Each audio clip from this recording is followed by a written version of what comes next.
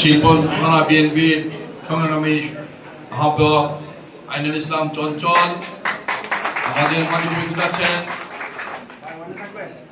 শিল্পকলা বিএনপির যুগ্ম আহ্বায়ক হুমায়ুন কবির, যুগ্ম আহ্বায়ক মোহাম্মদ বাকার হোসেন, যুগ্ম আহ্বায়ক মানিক সহ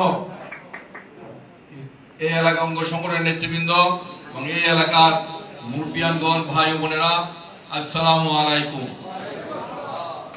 আমি সর্বপ্রথম শ্রদ্ধার সাথে স্মরণ করছি বিএনপি প্রতিষ্ঠাতা, মুক্তিযুদ্ধের ঘোষক শহীদ রাষ্ট্রপতি জিয়া রহমানকে। তিনি মুক্তিযুদ্ধের ঘোষণা না দিলে আজকে দেশ স্বাধীন হতো কিনা তা চিন্তার বিষয়। কারণ স্বাধীনতা পূর্বে যে রাজনৈতিক দলরা ছিল, ওই রাজনৈতিক দলের প্রধান নেতৃবৃন্দ সবাই কিন্তু ভারতে পালিয়ে গিয়েছিল। আর রাজনৈতিক দলের প্রধান শেখ মুজিবুর রহমান পাক হানাদার বাহিনীর কাছে আত্মসমর্পণ করেছিল। আর তার পরিবার শেখ হাসিনা সহ তার ভাই বোনেরা কিন্তু পাক সরকারের কাছে ভাতা নিয়ে আরাম আয়েশে ছিল। আর বিপদে পড়েছিল বাংলাদেশের সাধারণ জনগণ। আরেকটি দল ছিল, সেটি হলো জামাত ইসলাম। তারা বাংলাদেশের মানুষের বিরুদ্ধে গিয়ে তারা পাকিস্তান সরকারের পক্ষে ছিল। মাঝখানে ফাঁকা পড়ে গেল সাধারণ মানুষ, ছাত্র জনতা, যুবক। আওয়ামী লীগ ভারতে পালিয়ে গিয়েছে আর জামাত ইসলাম পাকিস্তান সরকারের পক্ষ নিয়েছে। মানুষ যখন দিশারা, এমনি এক সময় একজন সেনাবাহিনীর কর্মকর্তা মেজর জিয়া বাংলাদেশের স্বাধীনতা ঘোষণা করলেন। স্বাধীনতা ঘোষণা করে তিনি ক্ষান্ত হননি। দীর্ঘ 9 বছর রণাঙ্গনে যুদ্ধ করে দেশ স্বাধীন করেছেন, মানুষকে পতাকা দিয়েছেন, বাংলাদেশের মানুষকে একটি মানচিত্র দিয়েছেন। প্রিয় সাথী বন্ধুরা, এই কথাটি এই কারণে বললাম, আজকে যারা বড় বড় কথা বলে তারা কিন্তু সব সময় দেশের মানুষের বিরুদ্ধে থাকে। একমাত্র বিএনপি, একমাত্র জিয়ার পরিবার বাংলাদেশের যে কোনো ক্রান্তিকালে মানুষের পক্ষে থাকে, মানুষের পাশে থাকে। শহীদ রাষ্ট্রপতি জিয়া রহমান দেশ স্বাধীন করে তিনি তার কর্মজীবনে ফিরে গিয়েছেন। আপনারা দেখেছেন শেখ মুজিবুর রহমান দেশ পরিচালনা করলেন। 74 সনে দুর্ভিক্ষ হলো, আওয়ামী লীগ নেতারা সারা বাংলাদেশের সবকিছু লুটে পুটে খেয়েছে। শেখ মুজিবের পুত্র শেখ কামালের নেতৃত্বে বিভিন্নখানে ডাকাতি, ছিনতাই, ব্যাংক ডাকাতি সহ, বাংলাদেশ ব্যাংক ডাকাতি সহ বিভিন্ন অপকর্ম শুরু করেছিল। বাংলাদেশ নাম হয়েছিল একটি তলাহীন জুড়ি।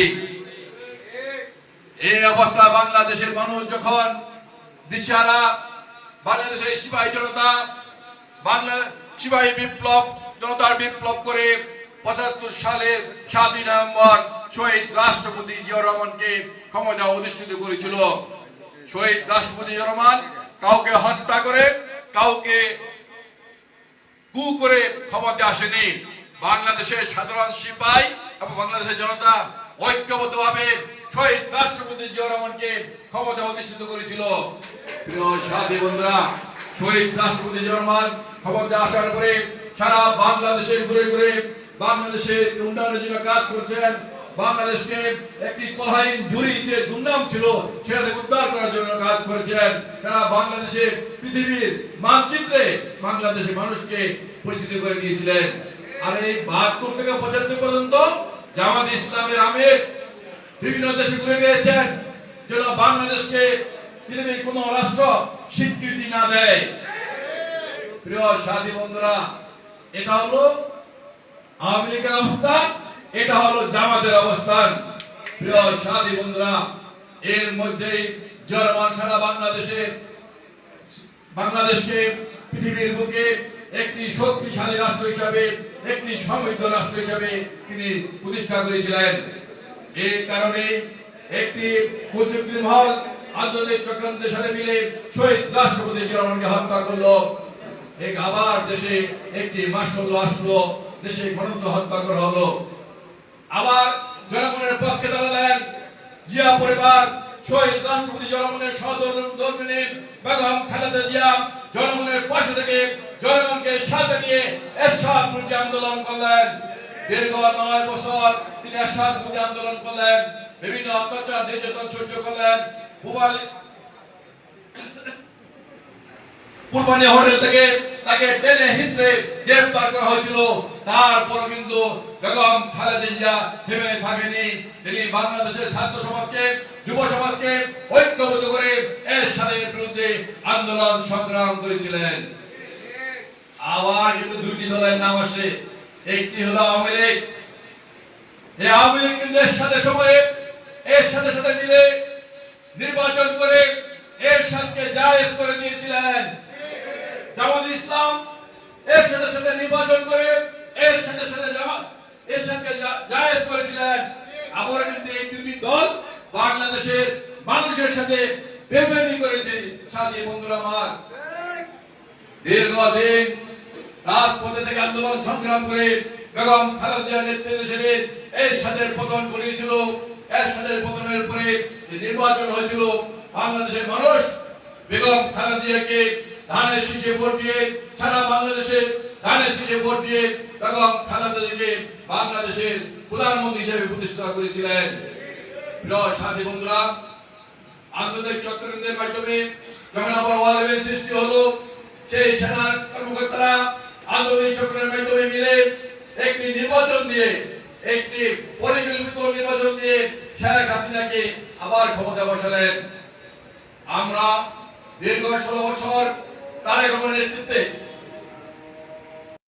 আমাদের প্রাণপ্রিয় নেত্রী দেশনেত্রী বেগম খালেদা জিয়া একটি মিথ্যা মামলায় সাজানো রায় 10 বছর কারাবরণ, মিথ্যা সাজা দেওয়া হয়, তিনি 6 বছর কারাবরণ করেছেন।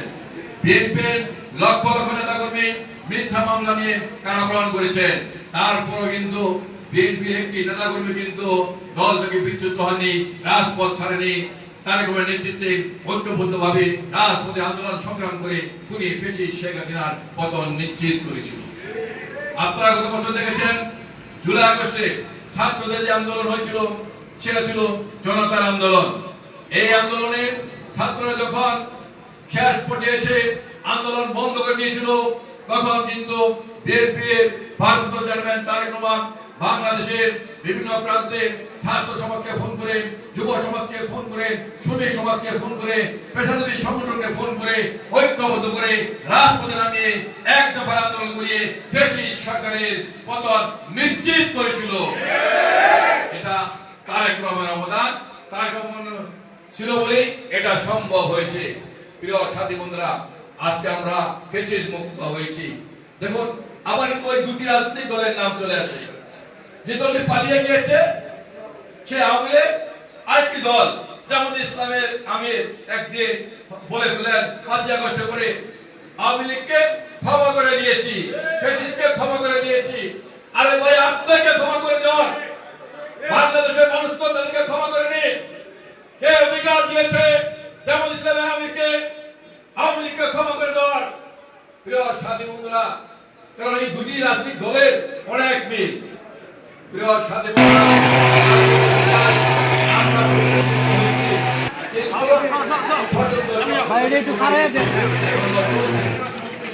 আগামী ফেব্রুয়ারি নির্বাচন হবে। এই নির্বাচনকে বানচাল করার জন্য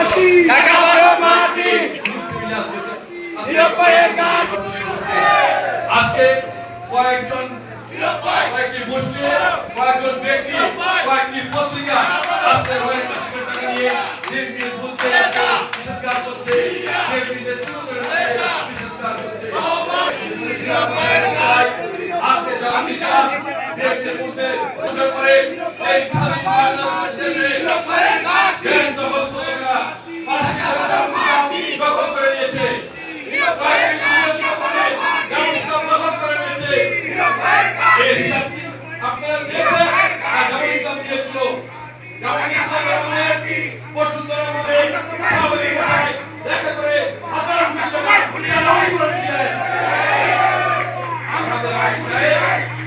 বসুন্ধরা এই ভূমিগত ভাষায় বাংলা ভাষার উপরে আপনি কেন গিয়েছিলেন? বাংলাদেশের মানুষ জানতে চায় আপনি হাজার কোটি টাকা চাঁদাবাজি করেছেন। জামাত হলো একটি বড় চাঁদাবাজির দল। আজকে ইসলামী ব্যাংক, তারা বলে ইসলামী ব্যাংক, ইসলামী ব্যাংকে বাংলাদেশের সাধারণ মানুষের একটি পিউনেরও চাকরি হয় না। বাংলাদেশের সমস্ত মানুষ এখানে টাকা রাখেন, আর চাকরির বেলা শুধু জামাত ইসলাম, অন্য কারো চাকরি হবে না, এটা মানতে পারা যায় না। এগুলো বুঝতে হবে। আজকে বাংলাদেশের কেন বলবো না জামাত ইসলামকে একটি ডাকাত সংগঠন বলবো। এই ডাকাত থেকে দেশকে আমাদেরকে রক্ষা করতে হবে। প্রিয় সাথী বন্ধুরা, আজকে তারা জানে, কয়েকটি গোষ্ঠী জানে, নির্বাচন হলে তারা ক্ষমতা আসতে পারবে না। এখনই তাদের এটাই অবস্থিত, তাদের জন্য ভালো। তারা ব্যাংক দখল করবে, সামনের বাসায় গিয়ে লক্ষ কোটি কোটি টাকা আদায় করবে। তারা বিভিন্ন প্রতিষ্ঠান দখল করবে। কেউ তো আগে ফুটপাতে আগে বেড়াই করে থাকতো, এখন বড় বড় বিল্ডিং করছে। এই চাঁদাবাজি তারা করতে পারবে না যদি জনগণের সরকার হয়। এই কারণে আজকে তারা নির্বাচন চাচ্ছে না, নির্বাচন বানচাল করার জন্য চেষ্টা করছে। আমরা বলতে চাই, আমরা তার নেতৃত্বে ঐক্যবদ্ধ আছি, ঐক্যবদ্ধ থাকবো। বিএনপি একটি জনগণের দল। আমাদের নেতা তারেক রহমান বলেছেন জনগণের পাশে থাকতে হবে, জনগণের কাজ করতে হবে। এই কারণে কিন্তু আমাদের ভারপ্রাপ্ত চেয়ারম্যান তারেক রহমান প্রতিষ্ঠা বার্ষিকীর রেলি বাদ দিয়ে জনকল্যাণমূলক কাজ করার জন্য আহ্বান করেছিলেন। এই কারণে আজকে আমরা বসক বিধানের প্রোগ্রাম দিয়েছি। প্রিয় সাথী বন্ধুরা, কারণ যদি জনগণ সাথে না থাকে তাহলে একটি দলের, রাজনৈতিক দলের কোনো মূল্য থাকে না। যদি জনগণ না থাকে তাহলে একটি এলাকার নেতার কোনো মূল্য থাকে না। তাই জনগণের পাশে থাকতে হবে, জনগণের জন্য কাজ করতে হবে। জনগণ কষ্ট পায়, জনগণ যেন মনক্ষুণ্ণ হয়, জনগণ রাগ না করে এমন কোন কাজ করা যাবে না যেটা জনগণ রাগ করতে পারে। প্রিয় সাথী বন্ধুরা, জনগণকে সাথে নিয়ে আজকে আমরা তার হাতকে শক্তিশালী করে আগামী নির্বাচন বানচাল করার জন্য যে চক্রান্ত ষড়যন্ত্র হচ্ছে, আমরা সবাই ঐক্যবদ্ধভাবে সেই চক্রান্ত প্রতিহত করে দেশের গণতন্ত্র প্রতিষ্ঠা করব, মানুষের ভোটের অধিকার প্রতিষ্ঠা করব। আজকের এই দিনে সেই শপথ নেওয়ার এবং সবাইকে ঐক্যবদ্ধ থেকে জনগণের সেবা করার কাজ করার আহ্বান করে বাংলাদেশ জিন্দাবাদ, বাংলাদেশ জাতীয় জিন্দাবাদ।